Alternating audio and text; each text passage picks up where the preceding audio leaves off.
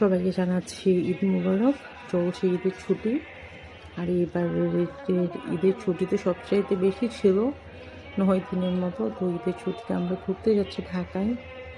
তো যেহেতু ঈদের ছুটি, এই মুহূর্তে কিন্তু একটু ভিড় কম। আমরা সুবর্ণ এক্সপ্রেস ট্রেনে চট্টগ্রাম থেকে ঢাকায় যাচ্ছি। আর সুবর্ণ এক্সপ্রেস ট্রেন তো অনেক সকালবেলা, এই জন্যে অনেক সকাল সকাল আমরা বের হয়ে গিয়েছি। আর চট্টগ্রাম রেলওয়ে স্টেশনের ভিডিও আপনারা অনেক দেখেছেন। আমি যেহেতু চট্টগ্রাম থাকি, আমি দেশে যে কোনো প্রান্তেই যাই, ট্রেনে করে গেলে আমার এই স্টেশন হয়ে যেতে হয়। এই জন্য আমি প্রচুর ভিডিও করি এই স্টেশনের। চট্টগ্রাম রেলওয়ে স্টেশন বাংলাদেশের চট্টগ্রাম জেলার বটতলী এলাকায় অবস্থিত প্রাচীন এবং চট্টগ্রাম শহরের মুখ্য রেলওয়ে স্টেশন। এটি বাংলাদেশের দ্বিতীয় বৃহত্তম ও দ্বিতীয় ব্যস্ততম রেলওয়ে স্টেশন।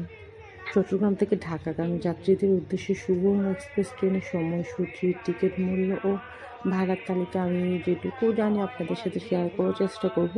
কারণ নেক্সটে যারা আপনারা জার্নি করবেন যেন আপনাদের কিছুটা হেল্প করতে পারি।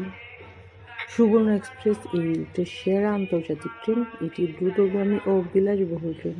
প্রতিদিন হাজার হাজার মানুষ ভ্রমণ সঙ্গী সুবর্ণ এক্সপ্রেসের।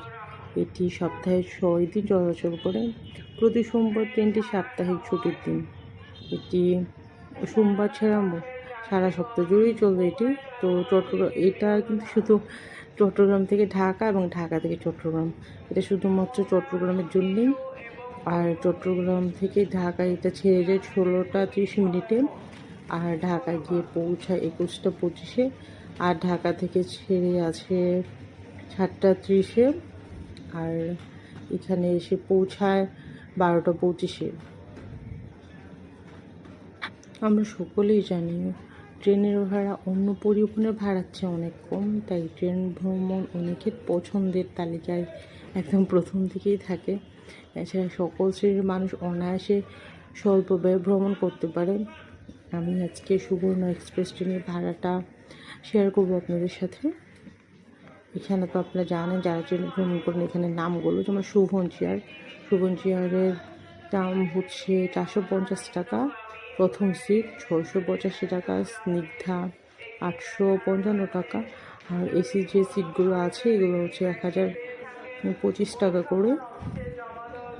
আসলে চট্টগ্রাম যে রেলওয়ে স্টেশনে যে প্রথম মেন গেট থেকে প্ল্যাটফর্মটা অনেকটা দূর।